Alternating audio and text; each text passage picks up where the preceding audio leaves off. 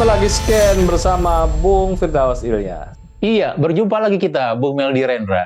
Menjelang 10 tahun Joko Widodo sebagai Presiden Republik Indonesia, Bung Firdaus, dengan perubahan-perubahan yang luar biasa di tingkat global, jadi berapa banyak peristiwa-peristiwa global tentang pemilihan presiden juga di Amerika kita lihat ya. Terjadi perubahan-perubahan drastis tentang presiden. Nah, hari ini kita refleksi di tingkat nasional Joko Widodo ya. 10 tahun Joko Widodo tentunya sebagai orang biasa, rakyat awam kita melihat ada infrastruktur yang telah dibangun oleh Joko Widodo ya, Jokowi, dan kita belum melihat tentunya sesuatu yang dibangun sebagai output itu harus ada impact terhadap apa yang dilakukan. Nah, di impact inilah Joko Widodo saya kira mengalami banyak kesulitan. Jadi menyambungkan output dengan impact ini ya terutama terhadap masalah ekonomi, masalah sosial ya yang menjadi concern kita selama ini setelah reformasi. Juga masalah-masalah hukum ya. Tiga hal yang penting ini. Bagaimana kita melihat sosial, ekonomi, hukum setelah 10 tahun Jokowi berkuasa, Bung Firdaus? Iya, menarik Bung Meldi, karena kalau kita mencoba hitung mundur gitu ya, masa kekuasaan Pak Jokowi hanya tersisa kurang dari 100 hari atau 3 bulan lagi, dan berikutnya harus beralih kepada Prabowo Subianto sebagai presiden terpilih yang baru begitu.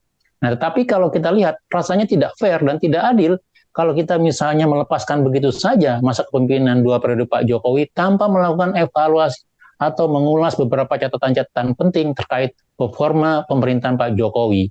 Nah, kalau kita lihat, Pak Jokowi ini maju sebagai Presiden Republik Indonesia berangkat dari Gubernur DKI Jakarta dengan begitu banyak harapan, dengan begitu banyak keinginan-keinginan dari publik terhadap gaya dan karakter kepemimpinan yang berbeda begitu. Nah, kalau kita lihat secara umum, gitu, kita bisa membagi 2 fase kepemimpinan Pak Jokowi. Kalau saya melihatnya secara sederhana saja, begitu. Pertama, fase kepemimpinan Pak Jokowi di era pertama, periode pertama 2014-2019, kemudian fase kedua 2019-2024 begitu. Nah, secara umum kita melihat dari sisi gaya dan karakter sebenarnya tidak banyak berubah dari Pak Jokowi begitu ya. Artinya dari periode pertama, periode kedua ya gaya Pak Jokowi masih seperti itu dengan gayanya ekspresinya agak kaku tapi masih melakukan belusukan begitu ya. Masih senang dengan memotoran dan segala macam begitu. Dan kemudian yang kedua memang kalau kita lihat dari sisi gaya, apakah juga dari sisi target-target. Kalau kita ingat nawacita pembangunan Pak Jokowi begitu ya, banyak hal-hal mendasar yang coba akan dirubah oleh Pak Jokowi, terutama ketika pertama kali mendapatkan estafet kepemimpinan dari pemerintahan SBY gitu ya. Mulai dari pembangunan, kemudian meningkatkan penerimaan negara, penegakan hukum, keadilan, pendidikan kesejahteraan dan segala macam, termasuk menggeser pembangunan yang tadinya sentralis di Jawa begitu ya, berpusat di Jawa, kemudian bergeser ke luar Jawa, terutama Kalimantan dan Sulawesi begitu. Nah, kalau kita lihat dari beberapa, terutama dalam sisi yang kedua, misalnya dari sisi impact dan dampak pembangunan gitu ya, secara makro sebenarnya kalau kita mau coba hitung begitu ya, tidak terlalu banyak pergeseran atau perubahan-perubahan dari indikator-indikator yang dicapai di eranya Pak SBY dibandingkan di eranya Pak Jokowi misalnya. Satu sisi kita lihat memang ada kenaikan, baik itu dalam sisi misalnya penerimaan negara gitu ya, ya artinya dari sisi jumlah begitu ya. Tetapi dari sisi rasionya kita tidak mengalami kenaikan yang signifikan. Saya ambil contoh misalnya tax ratio kita masih di bawah 11%, jauh di bawah targetnya Pak Jokowi 16% kalau tidak salah di nawacita begitu. Dan mungkin juga karena misalnya persoalan ekonomi dan segala macam terjadi COVID dan seterusnya begitu.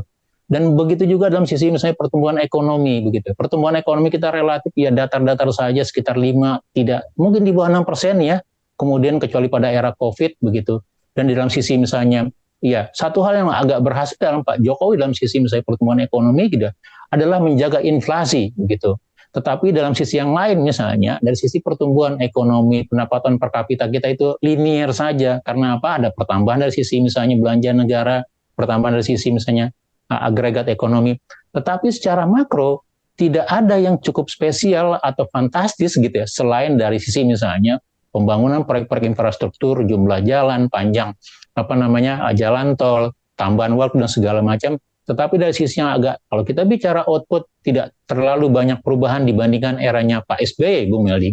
Iya, ini hal yang utama memang ekonomi ya. Ekonomi dari segi jangka pendek, jangka menengah ya, itu akan terlihat perubahan-perubahannya. Dan juga dari hari ke hari kita juga melihat perubahan-perubahannya ya, dengan ya angkanya pertumbuhan di 5% gitu ya. Tapi coba kita lebih dalam lagi untuk masalah pendidikan, Bung Firdaus. Apa yang berbeda di zamannya Jokowi dan rezim-rezim lainnya untuk terobosan dalam masalah pendidikan, Bung Firdaus? Iya, kemudian kalau kita lihat yang lebih spesifik lagi yang menjadi isu-isu dasar ya di dalam pilpres ataupun juga kepemimpinan nasional terkait dengan layanan dasar, pendidikan dan kesehatan. Nah, kalau kita bicara pendidikan secara umum memang terjadi penambahan fasilitas begitu ya, kemudian kenaikan dari harapan sekolah, kemudian juga misalnya realisasi orang sekolah begitu ya. Tetapi secara umum kalau kita lihat dalam konteks yang lebih makro misalnya, implikasi dari pendidikan terhadap kesejahteraan ataupun juga peningkatan indeks pembangunan manusia begitu ya, memang terjadi peningkatan. Tapi kalau kita lihat pertumbuhannya itu relatif sama dengan eranya Pak SBY begitu ya, gitu. Dan satu yang menarik kalau kita bilang unsur pendidikan gitu, ada di dalam amanat undang-undang pendidikan yang mewajibkan bahwa negara harus menyediakan paling tidak 20% dari anggaran pendidikan untuk belanja pendidikan di luar dinas atau apa ya, honor guru atau biaya-biaya untuk pendidikan kedinasan. Tetapi faktanya kalau kita bicara realisasi belanja pendidikan, baik itu dalam level pemerintahan pusat, ditambah juga level pemerintahan daerah, itu tidak pernah mencapai 20%, Bung Meldi. Dalam catatan kita dari misalnya 10 tahun terakhir sampai 2022 ya, realisasi 2023 misalnya, itu rata-rata realisasi pendidikan kita hanya 17%, begitu. Artinya apa? Masih kurang rata 3% dari yang diwajibkan di dalam undang-undang atau konstitusi, begitu. Nah, kemudian dalam sisi misalnya akses untuk pendidikan, terutama di luar Jawa, gitu ya, kita masih melihat ketimpangan itu, begitu. Artinya apa? Satu sisi kita sudah melontarkan banyak sekali untuk anggaran-anggaran sarana prasarana pendidikan, tetapi karena keterbatasan transportasi, jauhnya jarak, kemudian masih besarnya pungutan-pungutan untuk pendidikan, gitu ya, kita masih menemukan akses untuk pendidikan, bahkan pendidikan dasar ya, SD, SMP, begitu, termasuk yang menengah, SMA, SMK, itu masih terbatas. Artinya apa? Kualitas pendidikan kita tidak cukup banyak bergerak begitu ya. Walau di sisi lain juga karena walau di sisi lain kita masih melihat misalnya ada penambahan-penambahan anggaran gitu. Artinya apa? Dalam konteks pendidikan kita masih banyak PR-PR yang harus dikejar gitu ya. Artinya tidak cukup banyak yang bisa digenjot pada eranya Pak Jokowi gitu ya. Penambahannya baik itu dalam sisi harapan sekolah, realisasi sekolah begitu, itu relatif ya datar-datar saja. Walaupun untuk beberapa daerah ya, misalnya seperti Jakarta, Jawa Timur misalnya, itu terjadi akselerasi yang cukup baik gitu. Tetapi itu lebih banyak ditopang karena inisiasi atau program-program yang digelontorkan baik itu pemerintah provinsi ataupun kabupaten kota, Bu Meli. Jadi dalam konteks nasional untuk pendidikan kita masih banyak PR-PR yang harus dikejar gitu ya. Termasuk di dalam mengejar misalnya meratakan untuk pendidikan tinggi. Dan kalau kita bicara pendidikan tinggi, salah satu hal menjadi dasar dalam persoalan Pak Jokowi adalah semakin tingginya biaya pendidikan terutama untuk PTN, perguruan tinggi negeri, semakin sulitnya orang untuk mengakses perguruan tinggi negeri gitu ya. Artinya apa? Kalaupun juga bisa diterima, orang harus berpikir dua kali gitu. Karena apa? Karena makin tingginya UKT, semakin tidak terjangkaunya uang kuliah, apalagi kalau ditambah dengan beban-beban biaya yang lain misalnya, biaya buku, biaya praktek laboratorium dan segala macam begitu. Sehingga kalau kita katakan sebagai bagian dari kewajiban negara untuk menjamin pendidikan warga negaranya, kita masih melihat ini di dalam pemerintahan Jokowi sebagai sebuah persoalan yang belum terselesaikan, Bung Meldi. Ya, kemudian juga masalah keadilan dan hukum, Bung Firdaus ya. Ini Jokowi ini punya karakter dia bisa mengendalikan aspek-aspek suprastruktur. Jadi hukum-hukum yang tingkat tinggi dia bisa kelola, Bung Firdaus. Tapi hukum-hukum untuk rakyat kecil ya, itu dia tidak bisa kelola dengan baik gitu. Jadi ada kesenjangan hukum. Jadi sifat hukum yang imparsial itu tidak terjadi di zaman Pak Jokowi. Iya, betul. Dan satu lagi kalau kita lihat dalam sisi yang lebih agak makro gitu, sisi kemanusiaan gitu. Kepastian hukum, kemudian hak dasar manusia begitu, demokratisasi gitu ya. Dan ini yang saya lihat terjadi pekerjaan yang agak signifikan terutama pada periode kedua Pak Jokowi. Dalam periode kedua Pak Jokowi, kita melihat pada sisi terjadi agak pembelakangan dalam sisi penegakan hukum, sisi dasar keadilan gitu, kemudian demokratisasi gitu. Kenapa ini terjadi? Menurut saya hal ini terjadi tidak terlepas dari mungkin begitu ya, semakin tidak jelasnya pembatasan kekuasaan antara ya eksekutif, legislatif atau yudikatif gitu ya. Dalam sisi politik misalnya, semakin kuatnya partai yang bergabung dalam koalisi yang sama gitu. Koalisi Indonesia membangun atau koalisi Indonesia pemerintahan kabinet kerja Pak Jokowi itu merangkul semua partai politik sehingga tidak menemukan oposisi baik di parlemen ataupun juga dalam politik demokrasi secara umum gitu. Kemudian yang kedua dalam konteks penegakan hukum gitu. Kita lihat di awal periode kedua Pak Jokowi gitu ya, di mana berubahnya status KPK bukan lagi sebagai lembaga independen begitu ya, tetapi bagian dari rumpun pemerintahan begitu ya. Dan ini juga membuat KPK mengalami lumpuh layu gitu di awal pemerintahan Pak Jokowi di periode kedua begitu ya. Dan ini berimbas sampai sekarang gitu. Penegakan hukum anti korupsi itu juga semakin terbatas misalnya. Dan kita lihat persoalan-persoalan besar gitu ya, bagian dari keuangan negara, bagian dari pembangunan gitu ya. Salah satunya harus ditopang dengan pemerintahan yang bersih, penegakan anti korupsi yang baik gitu. Dan dalam titik ini juga gitu, kita melihat terjadi kemunduran begitu. Nah, begitu juga di dalam sisi bagaimana misalnya imparsialitas gitu, menjaga jarak dalam sisi legislatif atau yudikatif begitu ya. Dan puncaknya kita tahu sendiri gitu ya, apa yang terjadi pada Mahkamah Konstitusi, apa yang terjadi pada Mahkamah Agung begitu ya, terutama yang terkait dengan perkulindanan atau influence di dalam kepentingan politik gitu ya, untuk jabatan-jabatan politik begitu ya, sehingga kita lihat bagaimana gitu ya, seorang Gibran itu melenggang sebagai kandidat cawapres, kemudian terpilih sebagai cawapres terpilih begitu ya, begitu juga kemungkinan gitu ya, untuk Kaisang Pangarep yang bisa juga maju dalam pilkada gitu, entah sebagai gubernur atau bupati wali kota begitu.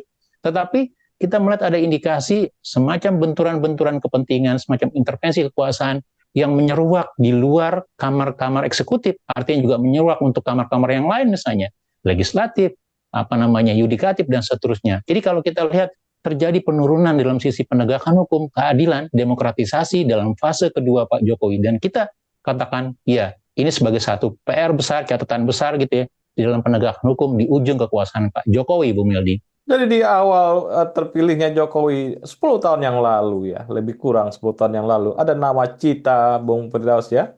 Ini gimana kita melihat nawacita dan bagaimana rapor terakhir 10 tahun setelah Pak Jokowi, apakah sesuai dengan nawacita atau banyak bolong-bolongnya, Bung Firdaus? Iya, secara umum kalau kita lihat masih banyak yang apa yang disebutkan sebagai 9 cita-cita atau keinginan atau misi Pak Jokowi dalam pemerintahan itu belum terwujud secara maksimal, Bung Meldi ya, begitu ya. Mungkin yang kita lihat dalam sisi ekonomi pembangunan secara makro ataupun juga pembangunan infrastruktur memang terjadi pembangunan di beberapa tempat, pergeseran alokasi APBN di luar Jawa, termasuk juga munculnya IKN sebagai ibu kota negara yang baru begitu ya, dengan tertatih-tatih begitu ya. Tapi di sisi lain kita melihat, ya saya mengatakan begitu ya, mungkin kalau dalam konteks teknokratik begitu ya, tidak banyak loncakan ataupun juga semacam kejutan dari pembangunan Pak Jokowi, terutama dalam sisi suprastruktur atau kemanusiaannya, baik itu dalam pendidikan atau kesehatan, walaupun secara umum ya, kita melihat misalnya peningkatan jumlah kartu-kartu, baik itu kartu Indonesia Sehat ataupun juga kartu Indonesia Pintar begitu ya. Begitu juga meningkat dalam konteks misalnya bantuan-bantuan sosial, tetapi dalam konteks membangun masa depan, membangun investasi yang lebih luas misalnya, membangun sesuatu yang lebih lekang begitu, yang lebih kuat, yang lebih memberikan impact untuk masa depan, itu tidak atau belum banyak tergarap di dalam pemerintahan Pak Jokowi begitu. Nah, begitu juga dalam makroekonomi begitu ya. Dalam makroekonomi pertumbuhan ekonomi kita relatif biasa-biasa saja, tax revenue ataupun penerimaan negara terhadap PDB juga tidak bergerak gitu ya, di bawah 10%, jauh sekali dari cita-cita di awal gitu, antara 14 sampai 16% gitu ya. Dan mungkin juga ini akan menjadi PR Pak Prabowo nanti begitu ya, untuk menggerek misalnya 2 digit menjadi di atas 20 atau di atas 16%, sangat berat dengan situasi yang seperti ini gitu ya, dengan sisi administratur pemerintah, kemudian tata kelola yang masih juga banyak PR-PR-nya begitu. Jadi kalau kita katakan secara makro misalnya, banyak dari nawacita Pak Jokowi yang masih menjadi catatan penting begitu ya. Dan saya pikir dari catatan-catatan penting ini bisa menjadi evaluasi untuk pemerintahan Prabowo ke depan, untuk melihat kira-kira di mana bolong-bolongnya begitu ya. Kemudian apa yang bisa dijadikan sebagai perbaikan di dalam 5 tahun ke depan untuk pemerintahan era baru, pemerintahan Prabowo. Dan di sana juga ada putranya Pak Jokowi, Gibran, sebagai pendamping Prabowo begitu. Jadi saya pikir ini harus coba dilihat, walaupun nanti kalau kita akan coba detailkan lagi gitu ya, kita lihat per segmen, per isu, per sektor begitu. Tapi secara makro tidak banyak yang bisa kita dapatkan selain gimmick Pak Jokowi dekat dengan publik, sering melakukan tur, jalan-jalan, belusukan begitu ya. Kemudian membangun sarana-prasarana infrastruktur begitu ya.